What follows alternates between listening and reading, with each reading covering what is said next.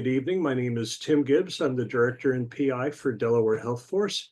Delaware Mini Medical School is a program of Delaware Health Force, and Delaware Health Force is a partnership between the state of Delaware and the Delaware Academy of Medicine, Delaware Public Health Association. This is early spring 2025 Mini Medical School. First thing I want to let you know is that DelawareMinimed.org is the website for this course series. If you want to go back and watch a recording, or if you need to go back and watch a recording because you missed a class, or look at PDFs of the presentations, that's the place to go. You can also see there what event or what topics coming up the next week. And this particular series this year is very different from anything we've done before. We're honored to welcome Nemours Children's Health to the table, so to speak. And this mini-med is going to be focused on pediatrics and children's health, which is different. Here's our social media tags here, the URL for Delaware Mini Medical School, and also for the Sussex Coalition. So our partners for Kent and Sussex County, represented by Christy Handley with the Sussex County Health Coalition. That's their website address, and they have a whole parallel set of programming that they do primarily for Sussex and Kent County. About the program, so we were established in 2009 as a program. We've been running continuously with MiniMed. Right now, the program is funded by state and local fiscal recovery funds from the Department of Treasury. That's typically called ARPA funding. We'll see where funding goes, and over the next couple of years, given the many changes in Washington. The partnerships, as I said, are Delaware Health Force, Sussex County Health Coalition, and Nemours. You can attend as many of these sessions in this 6-week series as you'd like. However, if you want a certificate, meaning a signed certificate, you need to attend either all of them live or 5 of them, and you can do one makeup session. So how does that work? Either if you know you're going to miss a session, or if you missed a session unexpectedly, you need to email Nicole Sabine, and that's Nsabine at delamed.org, and she will put that into the chat. By the way, we do not use raised hands. I see Valerie has her hand raised. We don't use that function here. Please put your questions into the Q&A. We always have to say that there's no continuing education for professionals in this. There are no grades in tests. However, if you miss a session, you'll have to answer a couple of, there we go. Oh, that's right. And Christy, did you put that into the Q&A or the chat? Oh, you did. Okay, great. Okay, so Nicole's email address is there. All righty. Right, so why do we do this? We want to enhance health literacy in the community. We want to expose middle, junior, high school students, undergrad students, grad students, and adults who are considering changing careers to the range of topics that compose medicine and public health and dentistry and so on. The speakers are going to talk about a little bit about how they ended up where they are today. And this is a safe space for you, the students, to ask questions of the providers when it's not your own, medical health on the line.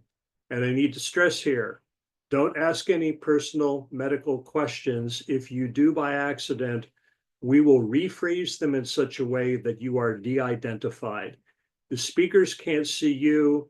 You can see the speakers, but we still will de-identify if you say, oh, I've got a problem with this. What do you recommend?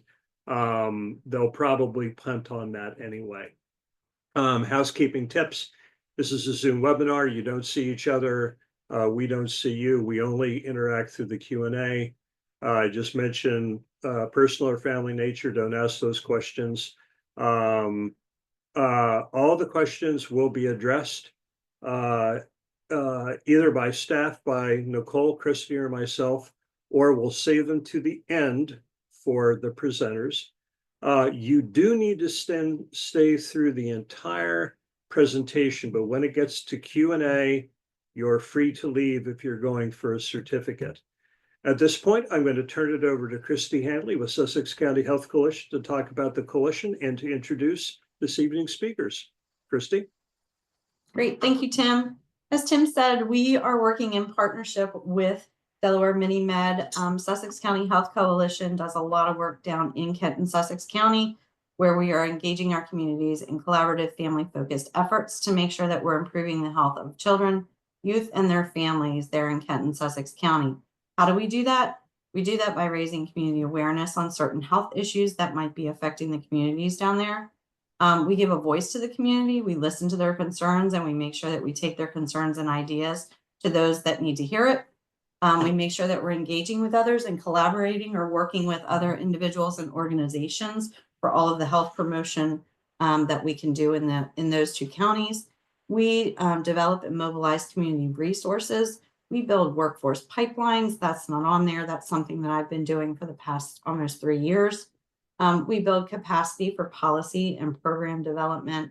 We support any collaborative efforts that are going to help improve our communities, whatever that might look like.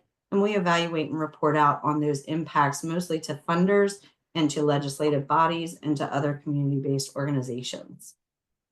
As Tim said, I'm going to introduce tonight's speakers. We're excited to have Mike Treut, who is the clinical instructor for respiratory care at Nemours. Mike has been a respiratory therapist for 16 years and is currently the clinical instructor for the Department of Respiratory Care at Nemours Children's Health. He has experience in all types of pediatric, acute, and critical respiratory care, including 10 years as the emergency department lead. He served as a respiratory therapist on critical care air transport teams in the U.S. Air Force, including tours in Iraq and Afghanistan. He's conducted research and presented at state, regional, and national levels, and is passionate about education and the profession of respiratory therapy. He's an active member of the American Association for Respiratory Care, sits on the board of the Delaware Society for Respiratory Care as the delegate, and he lives in Middletown with his wife, Stacy, and their 2 children, Evan and Carlson. We also have James Keith joining us from Nemours as well. James, I have Jimmy and I have James, so I'm going to let him tell you whichever. Much worse. Okay. He's been a respiratory therapist for 8 years and is currently the clinical instructor for the Department of Respiratory Care at Nemours Children's Health as well. He has experience in all types of pediatric, acute, and critical respiratory care. He's also presented at state, regional, and national lectures and is passionate about education and the profession of the respiratory therapy or respiratory therapist. He's an active member of the American Association for Respiratory Care and the Delaware Association for Respiratory Care. He has a military background, having served in Afghanistan in the U.S. Army, and was born and raised in Delaware, lives in Wilmington with his wife, Miranda, and their 2 children, May and James. I'm going to turn it over to James and Mike. Thank you. Thanks for that introduction. Give me 1 second while we share our screen, okay? You should be good to go. There you go. Wonderful. Thank you guys for having us. My name is Jimmy. I'm the clinical instructor for the Department of Respiratory Care, and next to me is Mike. Hi, everybody. Mike Treut, and again, glad to be part of this presentation. So we're going to talk about what is a respiratory therapist. We're going to talk a little bit about our journey to get here and some of the cool things that we think are pretty neat about being an RT and why you should consider that as a career choice.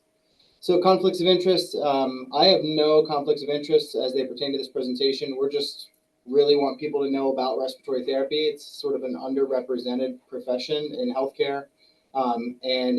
It's pretty nuanced, and we want to talk about some of the stuff that we think is really neat. Some of the objectives that we're going to cover in today's presentation. We're going to talk a little bit about our own stories in becoming a respiratory therapist. We're going to review what a respiratory therapist is and some of our core responsibilities, the training that is required to become an RT.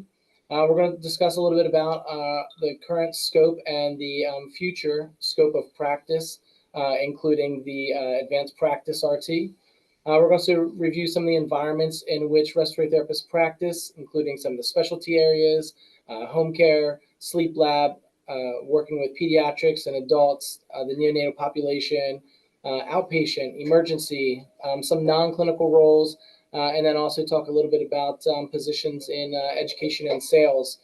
We'll talk a little bit about kind of the pay structure, and then we're going to finish at the conclusion and answer all your questions.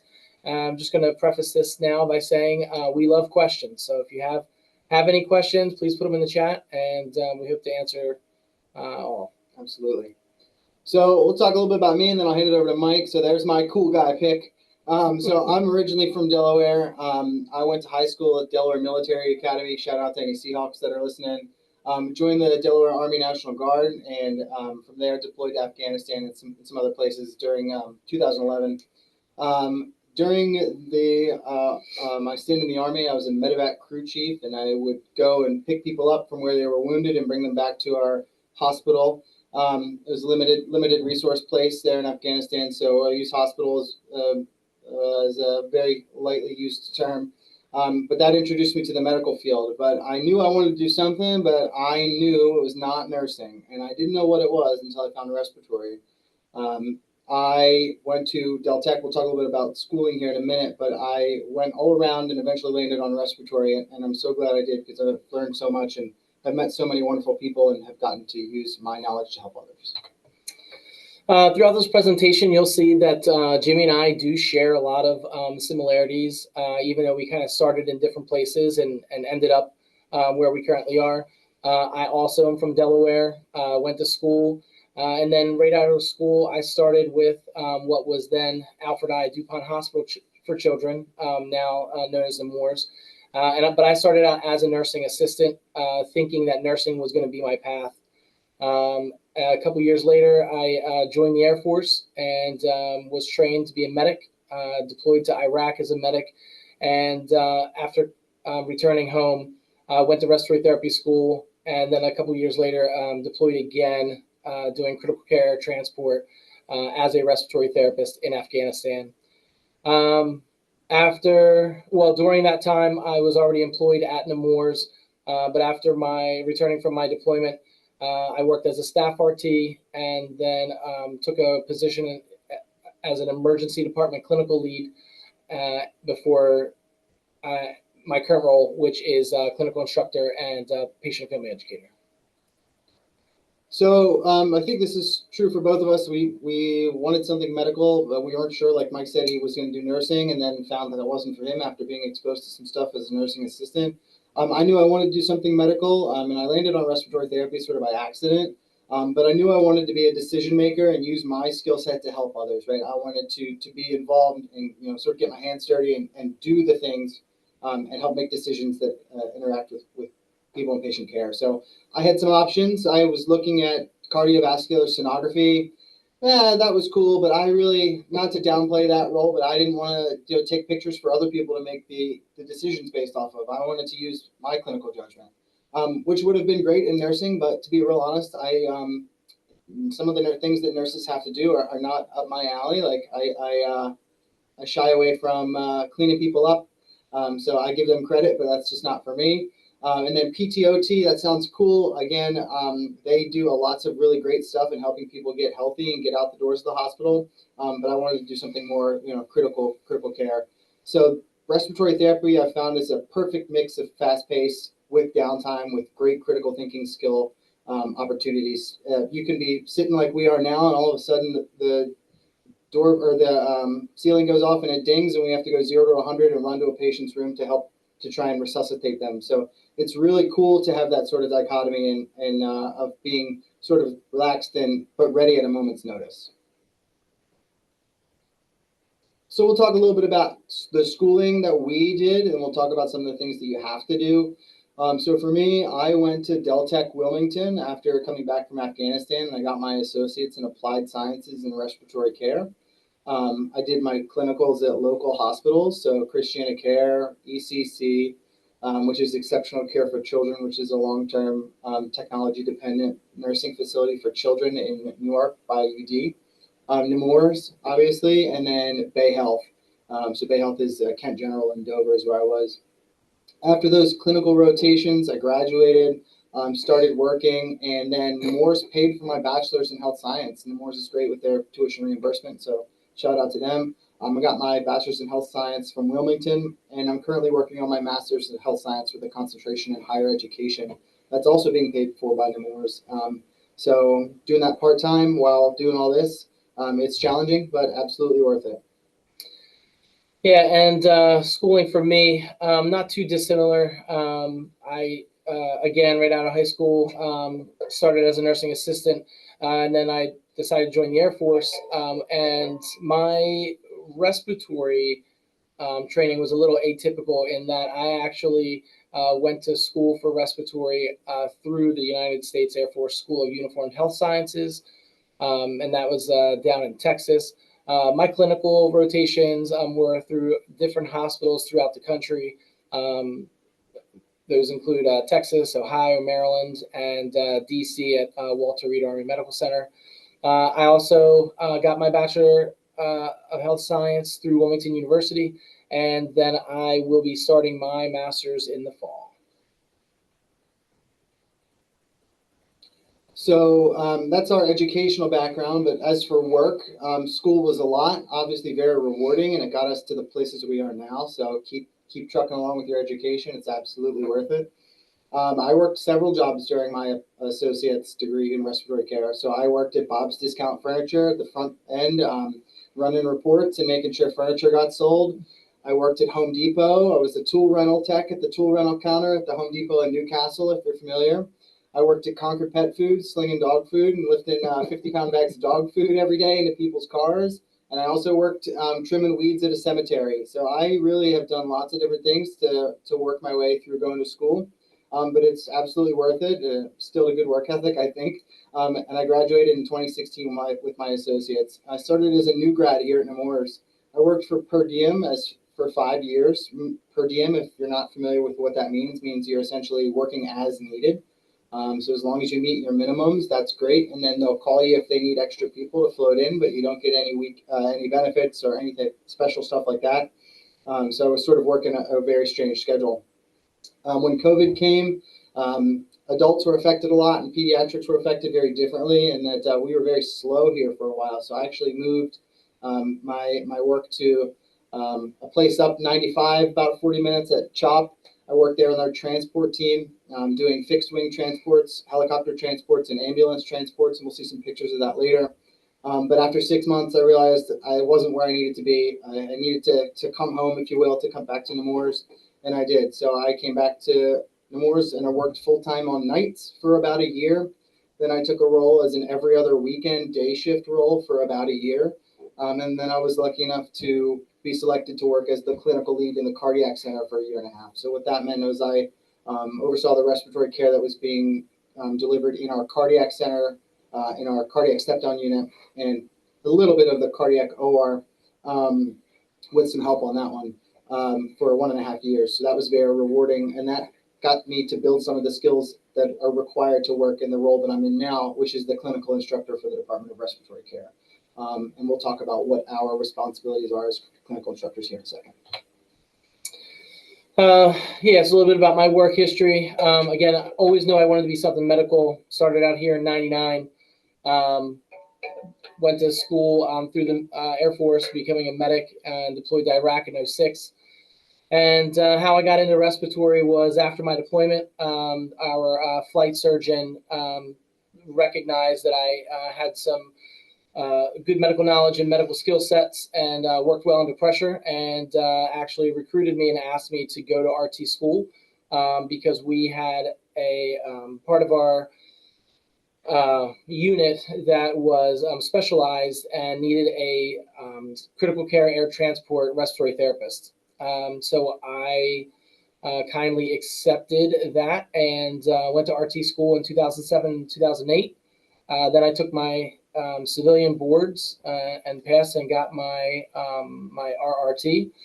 Excuse me. I became an Nemours RT in 2008, and then after a couple years, really, felt like I went to school, went to training to do critical care transport. So I actually volunteered to deploy again in 2011. And shortly after I returned, I applied to become the emergency department clinical lead. You've heard that Jimmy and I both use that term, but in our career field, clinical leads for areas are really considered to be the subject matter expert. So Jimmy was that for the cardiac ICU, and that was myself for the emergency department. And then after almost 10 years as the emergency department clinical lead, I applied for a role as a clinical instructor. And I don't know that Jimmy mentioned this yet, but one of the other things that him and I both share is a passion for education, a passion to help others find and apply things that are learned into practice. So that's where we're at right now in our careers. Absolutely. So that brings us to, what does the clinical instructor do? And Mike touched on it there very well. So we oversee all continuing education by respiratory therapists in our hospital. So we have 140 respiratory therapists in the Delaware Valley that we are responsible for maintaining their education. And we see that as a big responsibility, but it's also very rewarding. So to break that down, we oversee and plan and teach all orientations to all the units in the hospital. We oversee the rollout of new equipment and new procedures. So when a new piece of equipment or ventilator or piece of airway clearance therapy equipment comes out, we're the ones that have to filter the information and break it down into things that are understandable and get that out to staff so they can effectively use this new equipment to take care of patients. We teach doctors and nurses, PT, OT, and all other disciplines what respiratory therapists do in our hospital and make sure that they are interacting with our respiratory therapists in the safest way possible for patients. We teach mechanical ventilation. It could be a couple lectures all on its own, but we do run mechanical ventilators. So if you've ever seen a medical show where somebody's breathing through a tube, we're the ones managing that machine. We coordinate conferences and do continuing education. We have conferences every year. We have a neonatal and pediatric conference that we host every year where Mike and I plan and coordinate all of it and get the speakers and all those things. So that's a lot of work, but also very rewarding. We also interview, hire, and oversee new respiratory therapists. So we're involved in interview processes, and we give our feedback during hiring and talk to potential new grads about why they would want to work at Nemours. And then additionally, we're also adjunct professors for 7 schools. So that's also a lot in itself, but there are 7 local respiratory therapy schools of which we teach. We do research. We have a bench lab that we're setting up soon to be able to do research sort of as we want to do it here in our hospital. We do have an animal lab where we do research, and we also participate in multi-center trials that are national and international in nature. We in our bios, we talked a little bit about presentations. We both have presented and are very active in the AARC, which is our professional organization, the American Association for Respiratory Care, and the Delaware Society for Respiratory Care. And just as a quick aside, whether you choose to do respiratory therapy or not, you should join your professional organization no matter what. They have your back, and they're the ones that are going to go to bat for you when you need stuff. And here's some stuff we've presented for ICON, which is Intensive Care Online. Continue Ed is another one. And then I'm speaking at the University of Maryland Medical Center recently about bronchopulmonary dysplasia. So people ask us to come do talks about different topics, and that's also very cool. We do interviews. We have lots of courageous conversations. That's a very, I use the quote Nemoursy phrase. You can imagine what a courageous conversation looks like, but we have lots of those, and then giving people feedback, both positive and negative. And our jobs require lots of critical thinking and abstract problem solving. And then additionally, we're also basic life support, pediatric acute life support, and NRP instructors. So we get to teach life-saving stuff in BLS, PALS, and NRP. So that's what we do in a nutshell. There's lots more to it, but that is what we do as clinical instructors. And now we're going to talk a little about what staff RTs do. So on a day-to-day basis, as a staff RT, to start out, you would receive report from the outgoing RT. And essentially report, covers things like what the patient is here for, what therapies or medications that they are, and what responses that they've had to those interventions.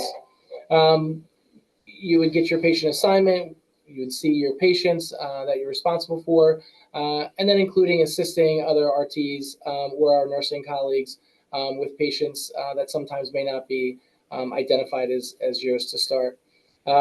We help with extubations, which is removing the breathing tube.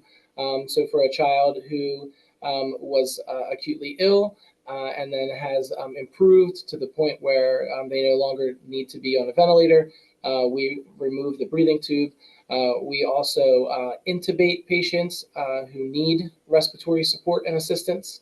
We have kids coming back from the OR.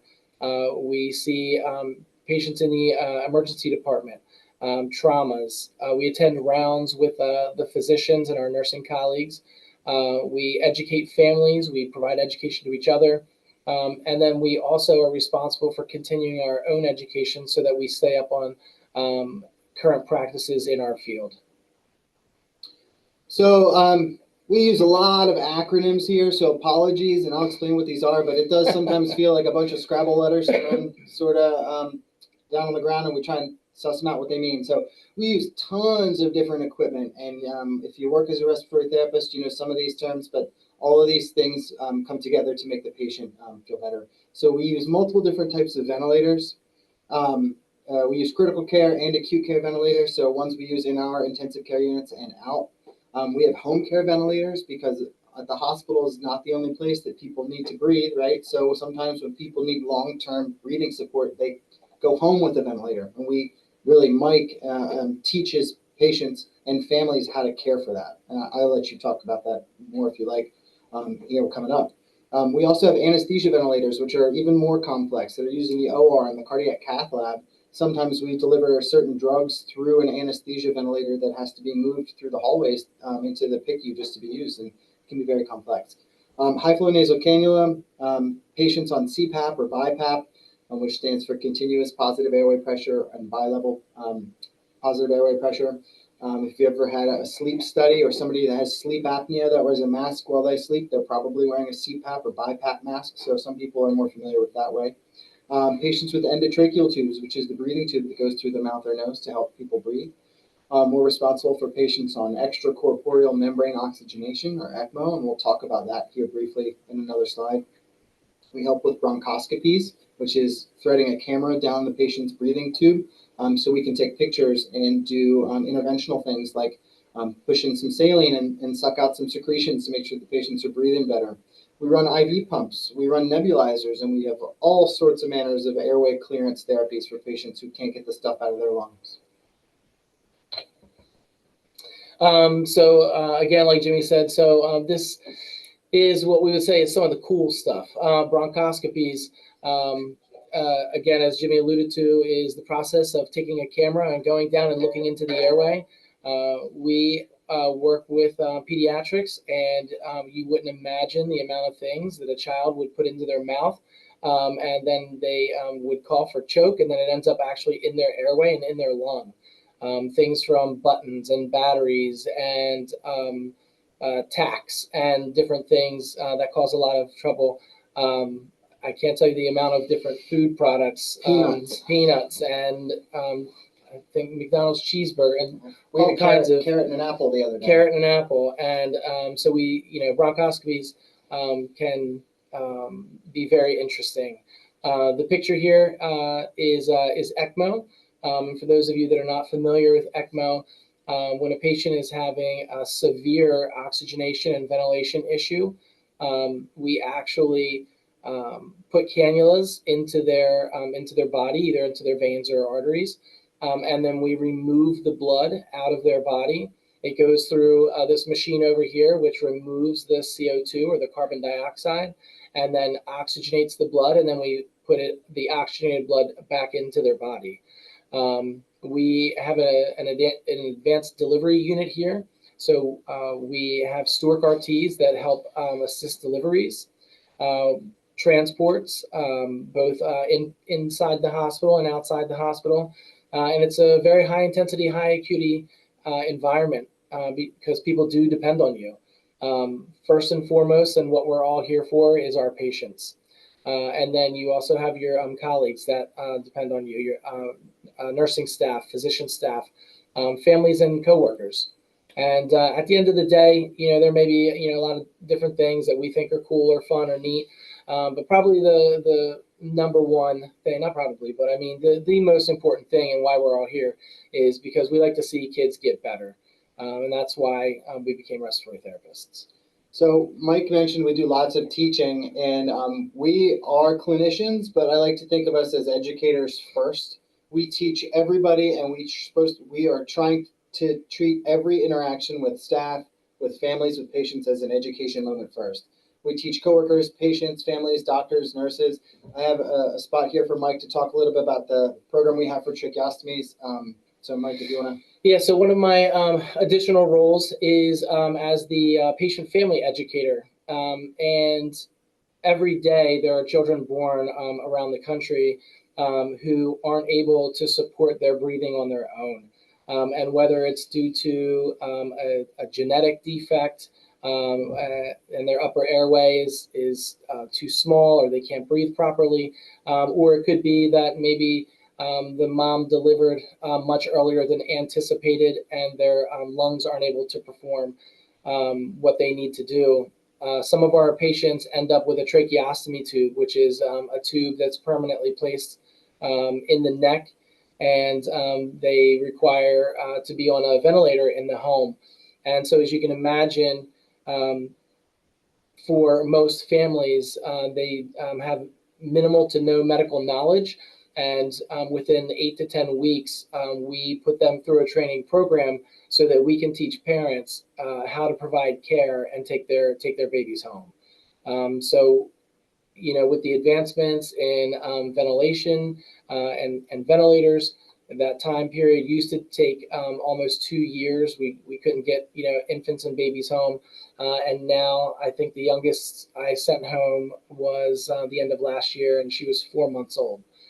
So it's really exciting, and there's nothing better than watching a family learn how to care for their child so that they can take them home for the first time.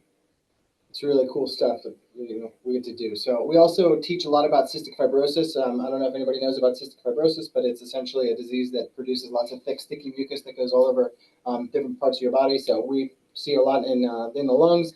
So we are a Cystic Fibrosis Foundation Center. So lots of CF kids come here.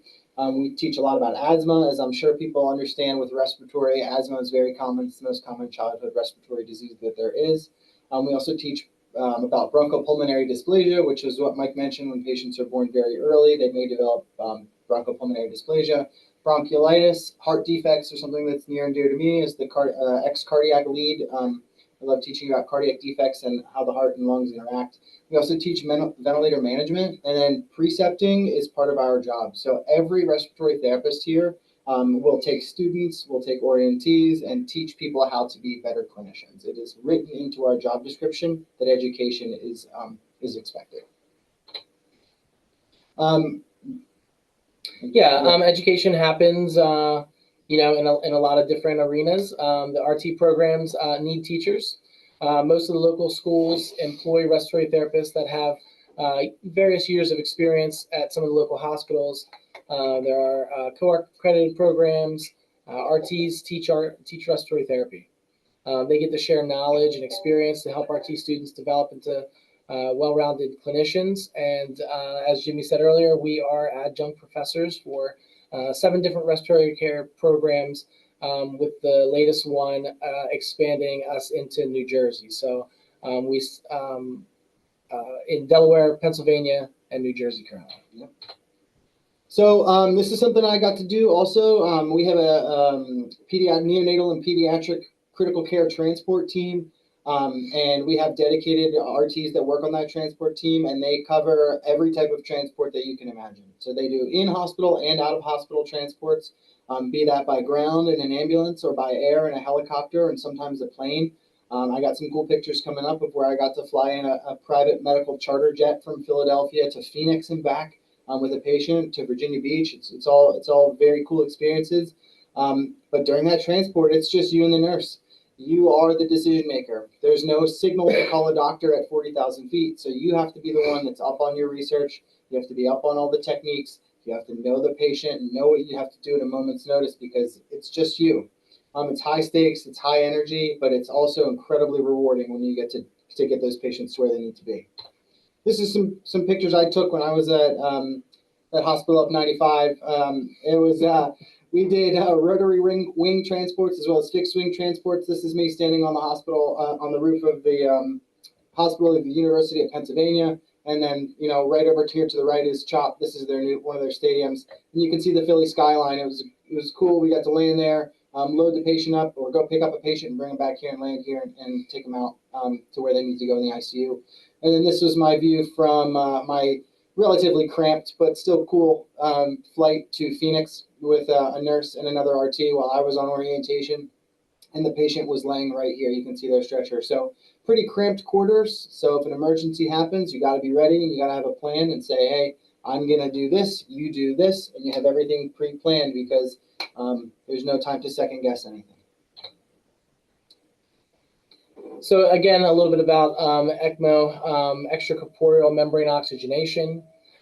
This is probably one of the more severe forms of life support. I mean, it's life support to the extreme. You're physically taking blood out of the body to remove CO2 and provide oxygen, and then administering that blood back to the patient. And the Moores is and has been an ECMO center going on, I think, 8 or 9 years now. Yeah, almost 10 years. Probably almost 10 years now.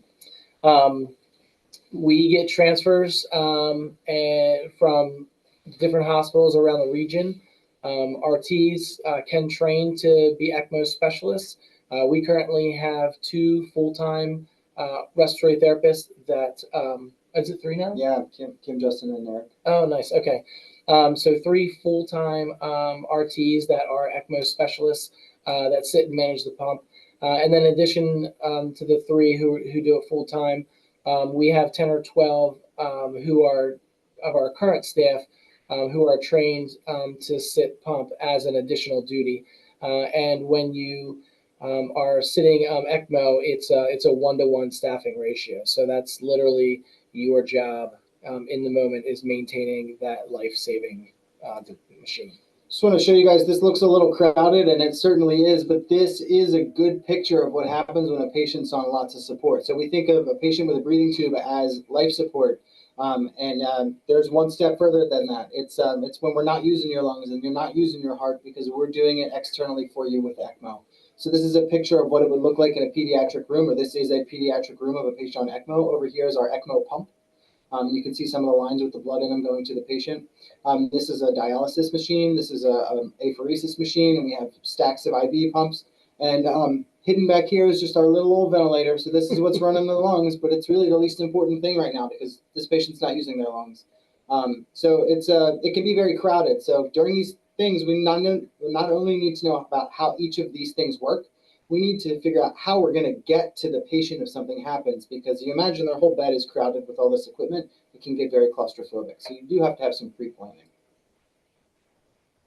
I'll talk about the cardiac center if that's cool. This is a patient that has come back from an OR, not necessarily our OR, but it illustrates the point that lots of lines and tubes and things that babies don't normally have that we need to be cognizant of. We have a more specific role here where respiratory therapists work in our cardiac OR in our cath lab, it's the one of a kind. We're one of the only ones in the entire country where respiratory therapists act as anesthesia assistants in the cardiac OR. They help administer blood, they help administer medications, they help manage artificial airways and run the anesthesia vent. They do tons of things that an anesthesiologist allows them and helps them to do with their license.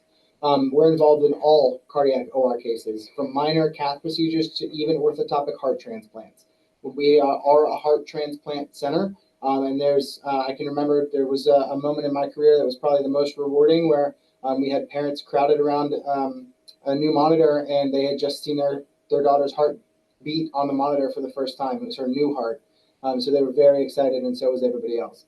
And it's really important to remember that, yes, respiratory is in our name, but we are cardiopulmonary experts. We are experts in the heart and the lungs because they are very intimately intertwined.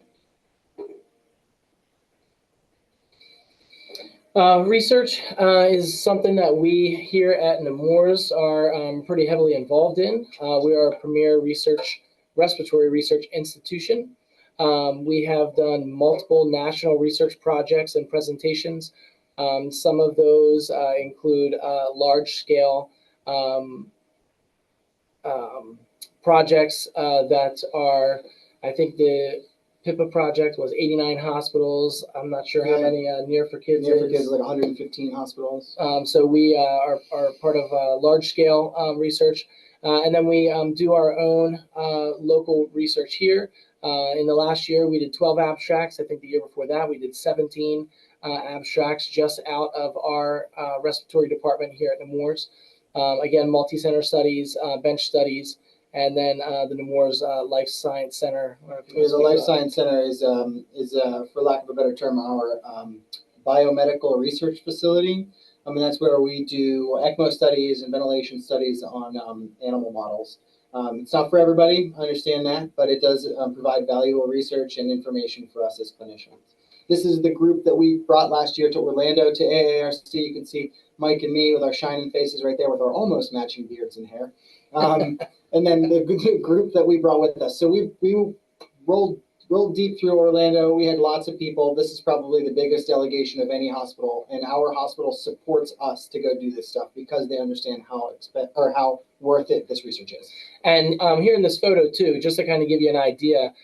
So we have myself and Jimmy are the clinical educators. Jamie is our outpatient clinic supervisor. Katie is our director, and again, helps support us. There you have Tanya Pierce, who is in one of the outside RT roles that we'll talk about a little bit later. Erica Ramsey is a staff RT that works night shift. Kristen is our outpatient manager and sleep lab. Erin is previously our patient and family educator and currently works at an outside, other than respiratory role, as a patient safety specialist. We have Lionel's our flow supervisor. Kim is our PICU attending and medical director for the Department of Respiratory Care. Dawn is our CF specialist and part of the, we are a CF Foundation facility. And then Kelly is our previous PICU lead and clinical instructor and currently is in PA school. So lots of things, and we'll talk a little bit more about these non-traditional roles here in a little bit. We also have respiratory therapists that work in our sleep lab, and I don't know how many people have ever had a sleep study, but it's very difficult to keep a pediatric patient asleep with all these wires on their face and on their head and on their body and their hands and their fingers.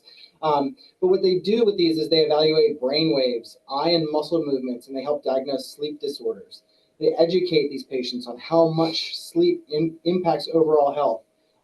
There's a special role called a polysomnographer or polysomnography tech, and that's it's special training in just sleep medicine.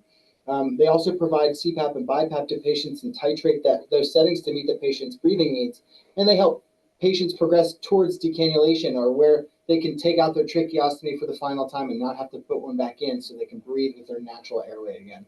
Sleep lab is a very underrepresented part of being a respiratory therapist, but no less important than anybody else.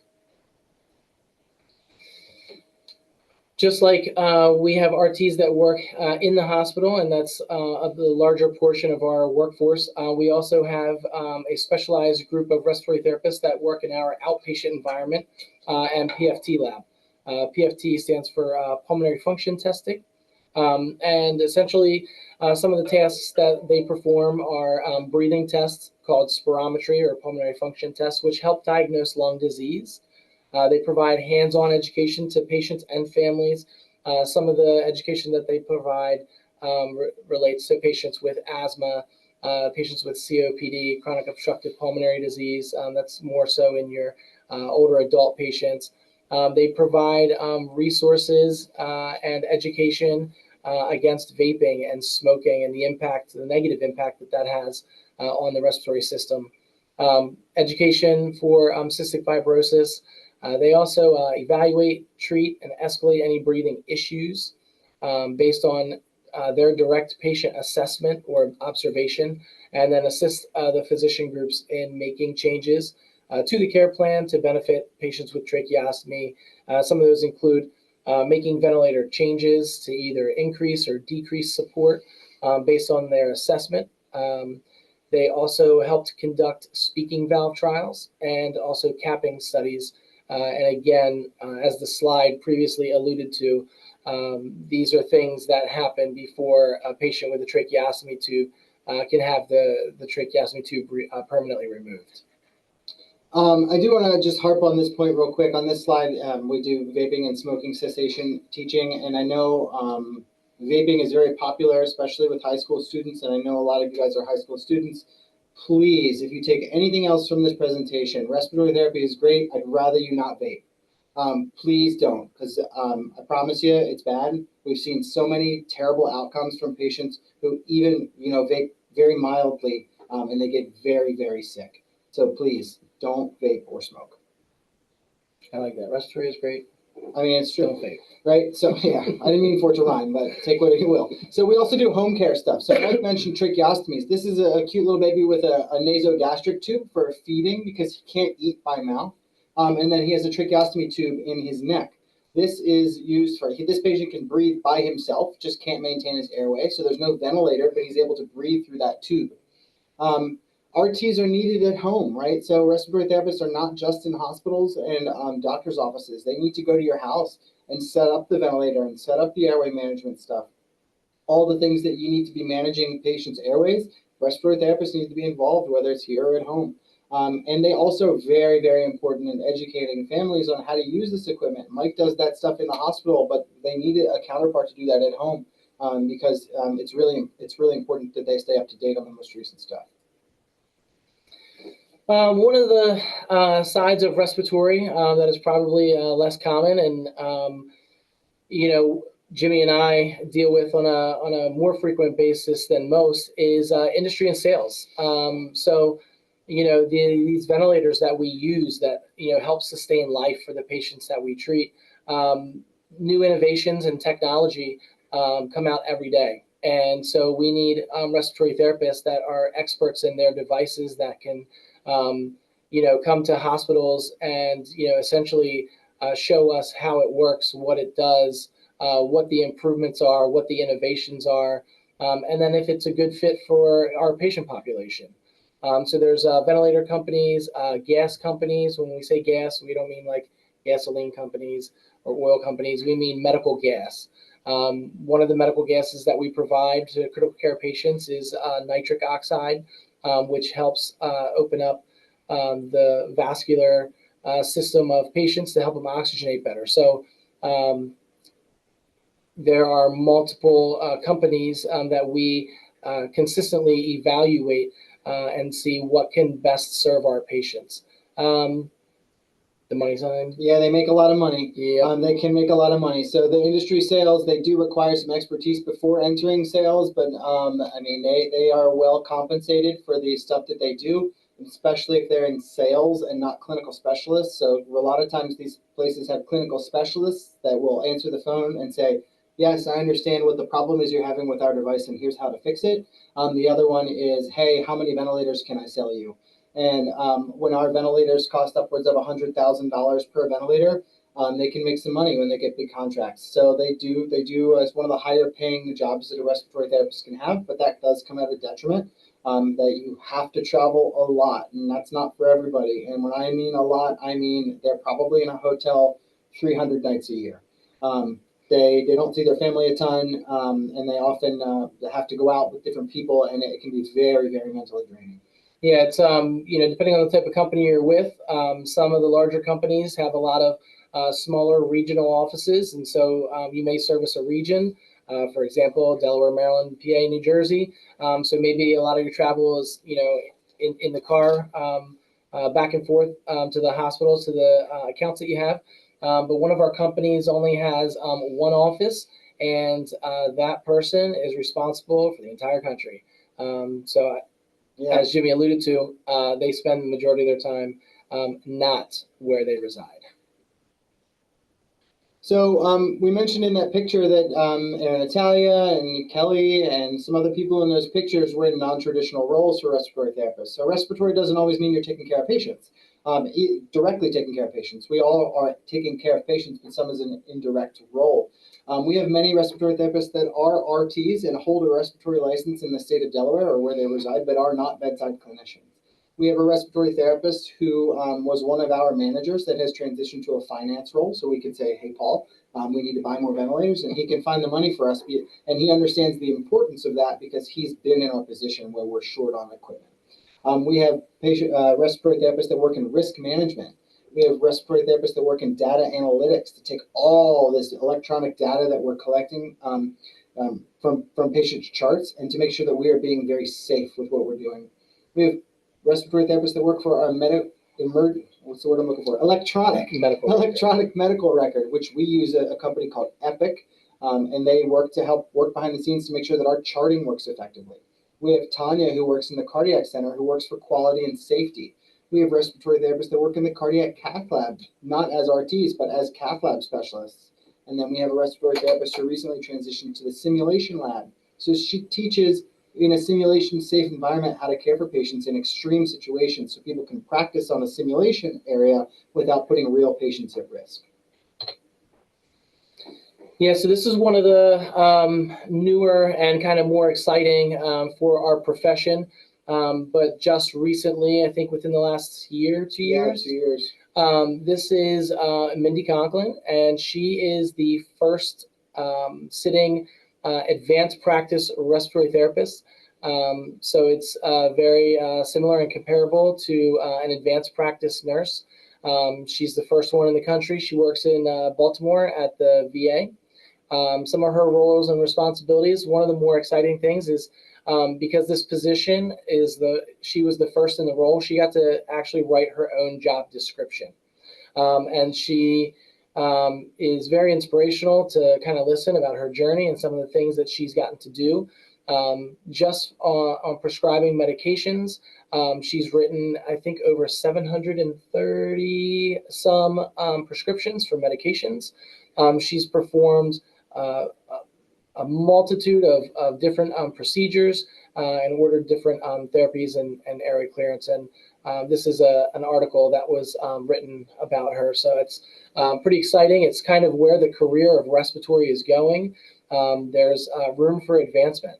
Yep, and not for nothing, she shared in some of her talks that she might make more money than some of the other mid-level providers. So RTs are well compensated when you get to this level. And as another quick one, she's actually speaking at the Delaware Society for Respiratory Care's spring conference. So if you're interested in listening to Mindy talk, she's very inspirational. And if you want to come to Dewey Beach in April 25th, you can come out and check her out.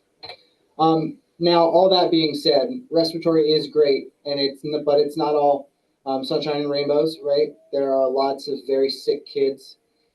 We do lots of very long hours, especially when you're a new start respiratory therapist. You could be working 12 to 16-hour shifts at night, overnight, on weekends and holidays, away from your family, and it's physically and mentally draining to do all that. All that critical thinking, all that running around when you're potentially short-staffed with high workloads, especially in today's environment, can be very taxing. There's very sick kids, and sometimes those kids don't leave the hospital. So there is we have to deal with death, and it can be emotionally draining, especially with the poor outcomes that we see. We have to learn to lean on ourselves. I know I have called Mike multiple times, and we have peer supporters, but I don't think I could name one respiratory therapist that hasn't had a good cry in the equipment room. To military veterans notwithstanding, we've done it too. So it's just you have to understand what your limitations are and when to ask for help.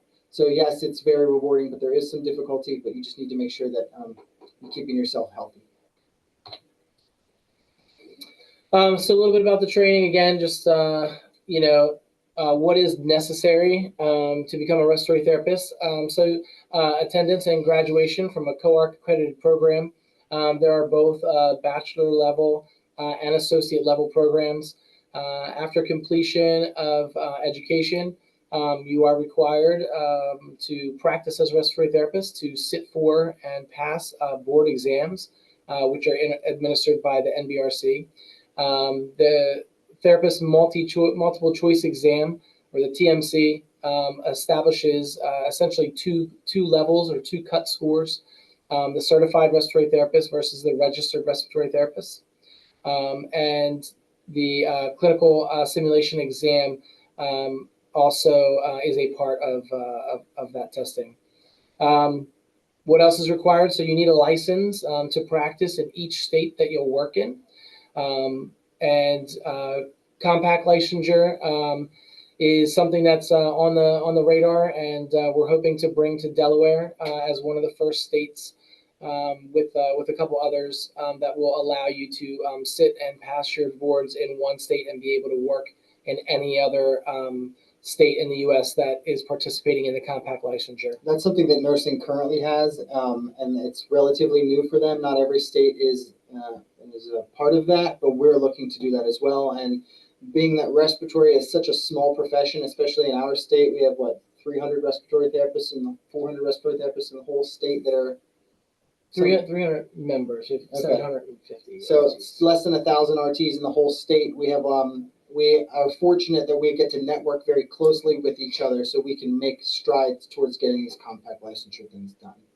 And then we have different specialty exams, like the registered respiratory therapist, and the neonatal and pediatric specialty, the adult critical care specialty, the sleep disorder specialty, the respiratory or the certified or registered PFT specialty, and then recently added is the asthma educator credential. And then everybody wants to know about pay.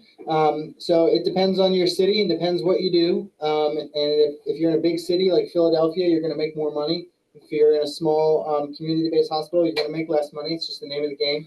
The current starting new grad pay for respiratory therapists at Nemours is $36.50 an hour, and it only goes up from there, right? So you get a merit raise every year depending on how you're doing, and then we do regular market adjustments. We offer shift differentials, which can go from 10 to 30% of your base pay. We also offer a credential pay, so 2% extra for every credential you hold. And then we have a clinical ladder and benefits. So clinical ladder is if you do certain things in the department, get extra education and help to educate others, then you can get a bonus at the end of each year. And then we also offer healthcare benefits.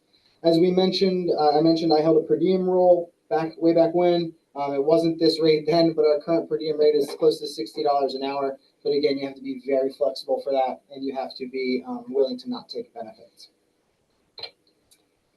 Some of the professional organizations, again, Jimmy and I are both on the part of the Delaware Society for Respiratory Care. We actually are both sitting board members. I'm currently the senior delegate, and Jimmy is the junior delegate. And it functions, we actually meet twice a year in the House of Delegates that function very similarly to the delegates for the U.S. government. So we get to go and represent the therapists within the state of Delaware and talk about the practice and the future of our career and our profession. American Association for Respiratory Care, Judicial Committee, Commission on Accreditation, COARC is the accrediting body for RT schools. And then the National Board for Respiratory Care, or the MBRC, is our credentialing body. Yeah, so yeah, it's okay. So that was mine. So these professional organizations are there for you, but you do have to take part, and they are what you make of them. So Mike and I, like he mentioned, are the delegates for Delaware. I'm also on the Judicial Committee, which means that if there's a complaint that's brought up against a respiratory therapist to the American Association of Respiratory Care, I'm on a board of 5 people that helps to delegate and adjudicate those complaints and see what we need to do, whether that's some sort of punitive action or something else. It remains, it's up to each person. And then I'm also get to be an item writer, so I write some of the credentialing test questions. So I get to work with the National Board of Respiratory Care and work on specific neonatal and pediatric questions that are on our board exams. So that's really cool. I'm very fortunate to be able to do those things, but it requires you to apply yourself on these sorts of things and sort of find your own niche. And this is how you find respiratory schools. So Mike mentioned there's a couple in Delaware, Pennsylvania, and New Jersey. These are the 7 that we are associated with. There are only 2 in Delaware as of right now, and they are both associates programs through Del Tech. One is in Wilmington, and the other one's in Georgetown. And then there's 4 in Pennsylvania that we are partnered with, which is Millersville University, Westchester University, Youngstown Technical Institute, which is a hybrid program, and recently Thomas Jefferson University, along with Rowan from New Jersey. If you want to find an accredited program and you're not from around here, one, you can always email us and we'll help steer you in the right direction. That is our job. And then if you want, you can go on the COARC website, which is the Commission for Accreditation on Respiratory Care Programs, and you can put in your zip code and they'll tell you what the 100 closest ones are to you. There's a link here, and that we can share that in the PowerPoint when it's shared. So we want to thank you guys for being here and listening to us. I hope that it was clear that we're passionate about respiratory care. And I just want to thank everybody for their participation and for listening to us talk for 43 minutes. Well, alrighty. Well, thank you very much. We've got questions in the chat, and Fantastic. so let's see. Can you guys stop sharing? Yep. Hold on 1 second. So there we go, because the YouTube stream, we're only picking up the PowerPoint, not you. Got it. Okay, so first question, thank you for mentioning about vaping and smoking and secondhand smoke. Another thing that I've heard some about is about the dryness of the air and the use of humidifiers and what kind to use, and humidifiers can cause black mold. And can you talk a little bit about that, not from an environmental safety standpoint, but like your just basic pointers for parents? Yeah, basic pointers for parents. So, you know, this comes up pretty frequently, actually. And humidifiers do provide a necessary function.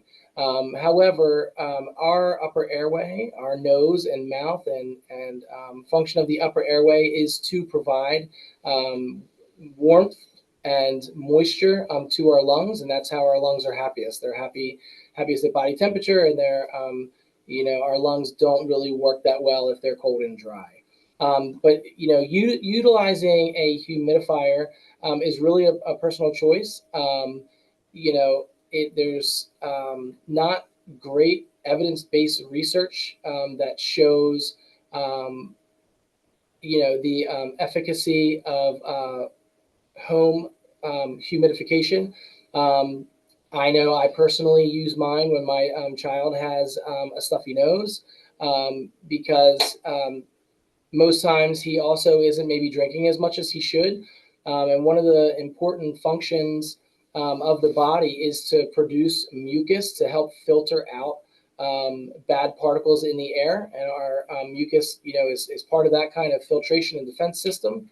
And if we're not as hydrated as we should be, sometimes those secretions or that mucus can get real thick and dry. And providing humidification can sometimes make it easier for infants and small children, especially, to help, you know, hydrate those areas and make it easier for them to either be able to cough or sneeze, or you know, if it's an infant, to use something to help remove secretions from the airway, which is, you know, really the biggest cause of breathing problems in small children.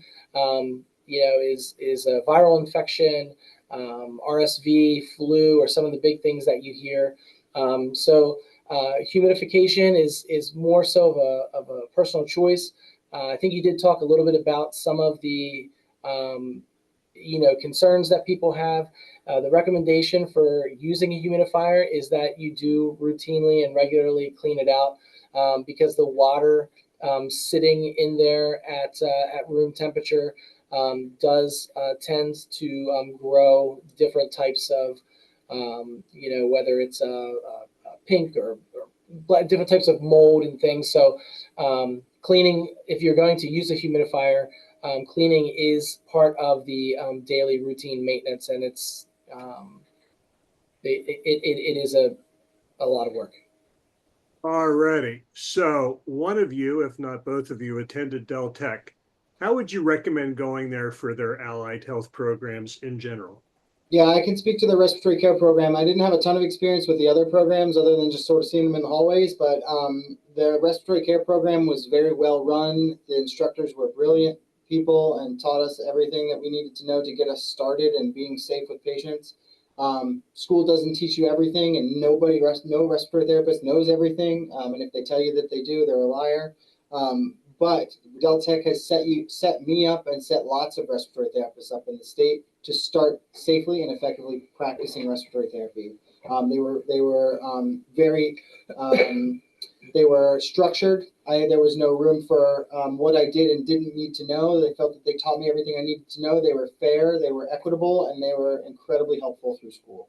I could not recommend getting your associates through Del Tech enough. Alrighty. And related to that, not particular to Del Tech, but just in general, is there a scope for virtual reality-based training in sim labs for respiratory therapy? I may have to ask you to clarify that. When you say a scope for that, you mean like is there VR included in respiratory therapy? Yeah. There is sort of. We have a recent program done through our medical education Dr. Nick Slamman. He helped develop a VR program that helps teach people how to manage ECMO. We have not been able to adopt that yet in the respiratory care program, but it is coming. Respiratory therapy, AI, computer imaging, virtual reality, we recognize that's all coming down the pipe, and we are trying to stay ahead of it. We just recently got some AI programs downloaded on our computers to make our lives a little bit easier and more effective, and VR is all part of that.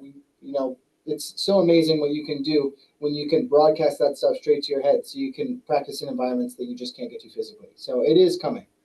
All righty. How much physical endurance is needed to be an RT? Yeah, I mean, that's an interesting question. Physical endurance. Sometimes it just depends on the day. I would say it's not just physical endurance, but it's really mental and physical endurance. Some days are going to be a little bit easier. Less patient workload, less steps. I would say a moderate amount. It's obviously as it comes to physical stress. You're not working as a construction laborer out there, routinely hauling and lifting heavy things on a consistent basis. But I would say a moderate amount of strenuous physical work with what we do. Yeah, I mean, you have to be able to move yourself from one area of the hospital to the other effectively. Pretty quickly. So if something happens, like if I'm sitting here and I have the code phone and the code phone goes off, I need to leave and I need to run as fast as possible to the PICU. I can't walk there lackadaisically. I need to move with a purpose. So if you can move with a purpose, you could probably do it. Right. Get a segue. Just zoom through the halls. That's right. Hey. All right. So this is almost an unfair question, but what part of your job do you find most rewarding? You want to go first? Or me? I don't care. Okay. So yeah, there are really so many to count, but I'll talk about three really quickly. So the first one, especially working in the emergency department, on a consistent basis, all day, all shift, you have parents who bring their ill, sick infants and small children, and a majority of the time it's because they're not sure what to do and how to care for their child. So rewarding for me is really teaching parents what to do the next time this happens, how to be able to provide the care and the relief to their children that they need. That's really what they're looking for, and so providing them the tools and the resources. In addition, in my other role as a patient family educator, and I'm going to try not get choked up. Pretty sensitive guy sometimes, but we have some children who have been here for 6-8 months, and they have a tracheostomy tube and they're on a ventilator, and part of that job, it's really cool watching a family get to take their child outside for the first time. It's just It's really cool. It's I bet. Let's see. Yeah, real quick, I got to interact with some patients in some of those other ways, seeing those kids. I worked at the cardiac center a lot, so seeing a kid get their heart for the first time and watching their families react to that. And I'll never forget the first time in our NICU, our babies are born so premature that they're not allowed to be held. Those are the moms have to just look at their babies and not touch them. So being involved in helping a mom hold their baby for the first time is amazing. it's really cool. It's like the closest you can get to a religious experience, if that's your thing. Oh, it's so cool. Right, right. Hey, you've talked about the pediatric intensive care unit, and you've talked about the emergency department. In those settings, what kind of a team are you working with? Is it nurses, physicians? Who all is involved? Yeah. So you don't want to take this one? Go ahead. So in the PICU and all of our RCUs and really all of our inpatient patient care areas, we have a multidisciplinary team of people that care for different parts of the patient, building up to being the whole patient, right? So in the PICU specifically, we round every day. We walk around and sit in front of our patient's room and we say, I'm Jimmy from Respiratory. This is what I've noticed, XYZ. And then the nurse. Hi, I'm Mike, the nurse, and I've noticed XYZ. Then the nutritionist, then the social worker, then the case manager, then the pharmacist, then the doctor, then the fellow, then the resident. There's probably 10, then the ECMO specialist, the dialysis nurse. There are probably 10 people hovering around a single patient's room, all talking together to build the care plan that's tailored for the patient. So it's 10 people working on just one 12-hour shift to make this kid's life better. And that multidisciplinary teamwork is what makes it work. Right, right. And then in the emergency department, so if an ambulance is, or a parent for that matter, or a guardian has brought somebody into the ED, I'm assuming if it's by ambulance, you're going to get some sort of a heads up that you've got some kind of code coming in, maybe not. Okay. So what's on the boots on the ground experience? We've all watched ER and, other television programs. Is it that crazy sometimes? Yeah, the answer to that question is absolutely. Absolutely.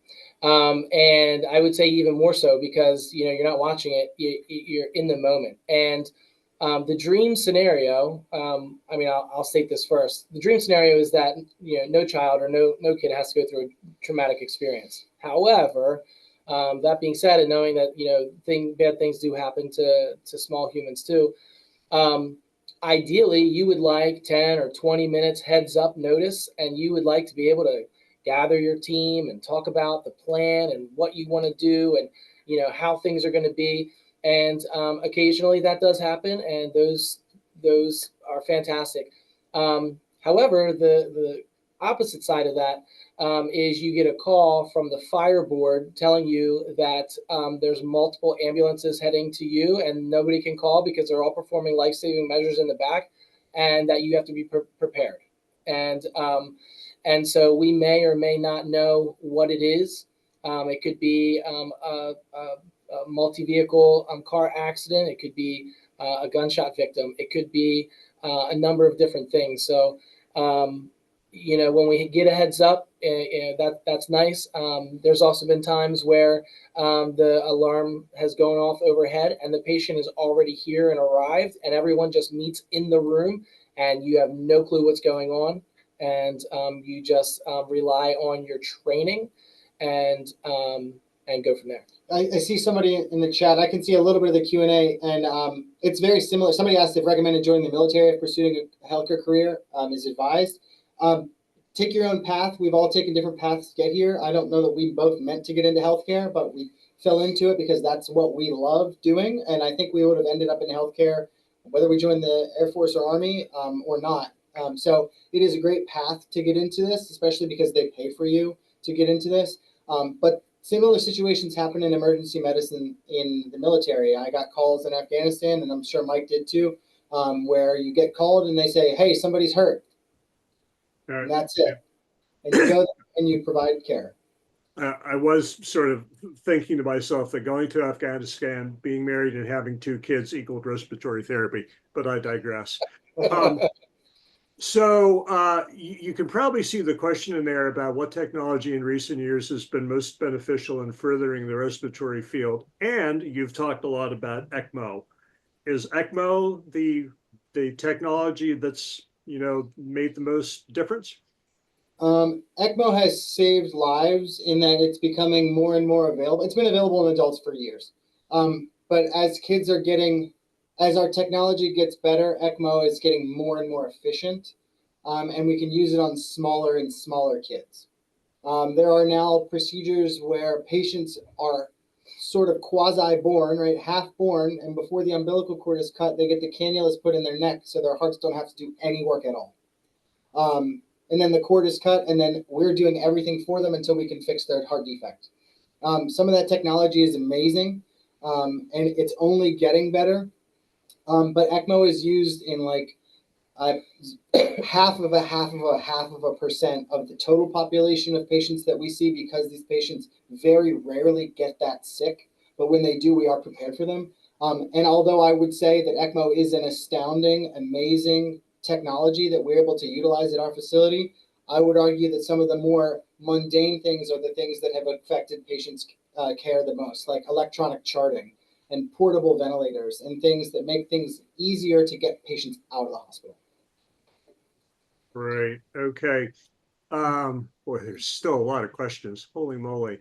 That's okay. We can get through some of them kind of quick. Some of them are quicker answers, but we're Go here. for it. So. Yeah, we're here. Okay, so I can see. I can scroll some of them. So if that's okay. How often do I need to renew my credentials? Every 2 years is with the state, and then every 5 or so with the board. If a high school student is maybe interested in being a respiratory therapist, what some good ways to learn is keep going to the mini medical seminars. And I know you guys like that, but keep listening to this stuff because this is where you learn. We are so happy that we are invited to this because respiratory therapy is an underrepresented allied health field. Everybody thinks, yay, nursing, yay, doctors, but we want to make sure that people know about RTs because most of the time you don't know about us until you have to know about us, which is not a good spot to be in. Let's see. Do we work in ECMO a lot or very rarely? We almost always have an ECMO pump running in the hospital, but we're almost a 300-bed hospital and normally 1 or 2 at a time. Oh, no, that's okay. Where are you looking? The next one. So are there any shadow or interning programs for high schoolers at Nemours? Absolutely. We take shadows. It doesn't require much, just an ID.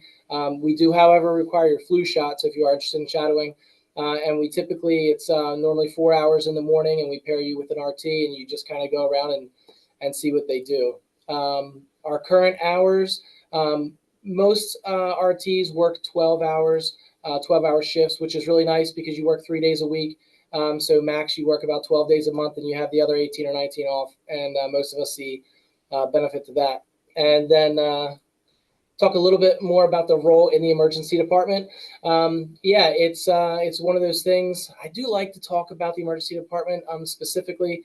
For me, some people really like to be able to see what their workload is in front of them and what they're going to have to do all day. For me, I would rather not see if I'm going to have to, work for 12 straight hours with no break. If that happens, I don't realize it until the shift is over, and then it's wow, today was a busy day, and then I clock out and I go home and have dinner and call it a day. But the variety of things that you see in the emergency department. You can get the preterm deliveries, so you can see NICU babies. You can get, I was in the emergency department 2 weeks ago, and we got a 2-day-old that was an undiagnosed cardiac defect. They had their large vessels were reversed. And so you get cardiac patients, you get NICU patients, you get traumas, and then you get things like asthma and bronchiolitis. So it's a full picture. It's a mix of a lot of things, and then you get that mixed in with some of the more kind of exciting things. So let's see the next one. What's the most common injury due to vaping? So there's an actual term for that now. It's E-Valley. It's electronic cigarette and vaping induced lung injury. It's real. It's a diagnosed thing, and it causes irreparable scarring and remodeling of the lungs to where your lungs just don't work the way they should. We had actually a college athlete or a high school athlete was graduating, was going to go to a D1 school playing football, had vaped for about 3 or 4 months, and then all of a sudden had this really bad chest pain and couldn't breathe. Came in here, had to get intubated in the PICU, and now he can't run. And he had only been vaping for like 3 to 6 months. So please, and God, who wants to smell like cotton candy all day? It's kind of gross, right? So, okay, so next, when administering RT trauma emergency cases, would an anesthesiologist be with the RTs or would an anesthesiologist assistant work with the RT? I'll let Mike do that. Yeah, so in the emergency department, it really depends on who's on or the physician. So we work hand in hand with our emergency room physician colleagues. In my role as the emergency lead, I found myself oftentimes educating the fellows and the residents on how to use the technology, how to use the video laryngoscope, how to size the tube on the patient. So we are a teaching facility, and most of our intubations are done by residents and fellows who are learning to do these practices and these procedures because they are going to go on and one day be an attending in an emergency department or an ICU somewhere, and they're going to have those skills. So anesthesia does come down, especially for some of the more difficult airways, and it's either an anesthesiologist or a CRNA, which is a nurse anesthetist.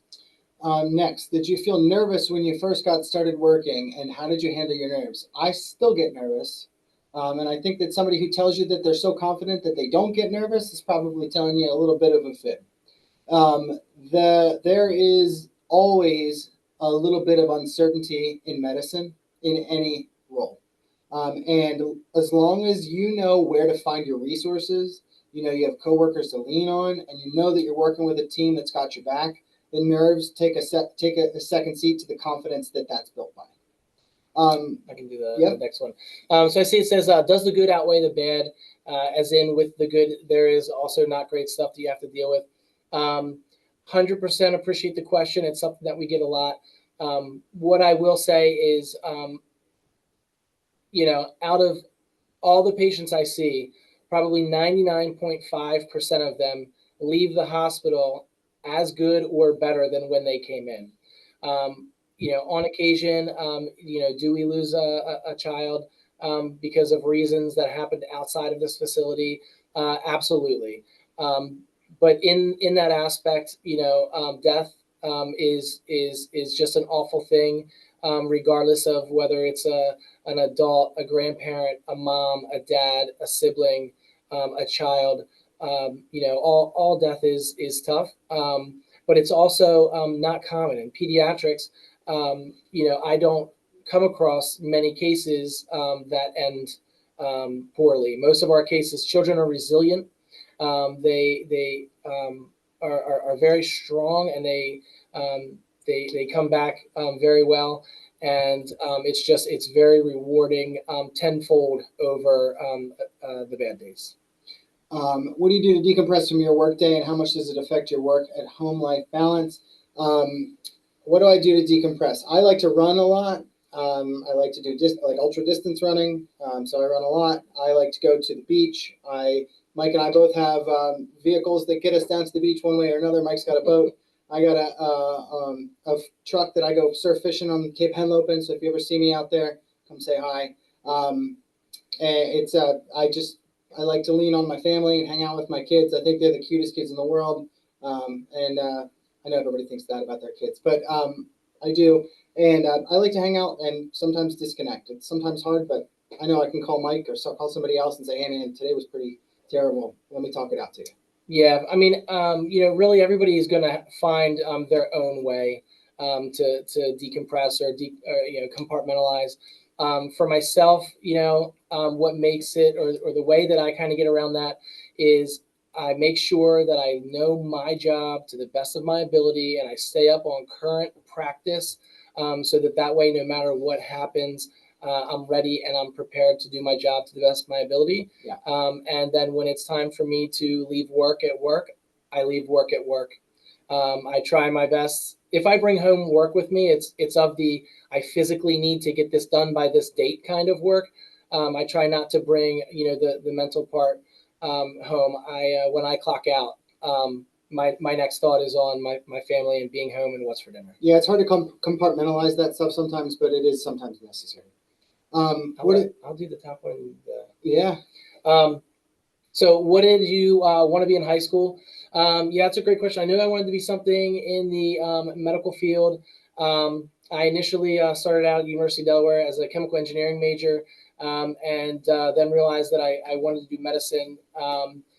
If I would have realized the resources I had available or different avenues to pursue the resources available, I would have liked to have gone to medical school and becoming a physician.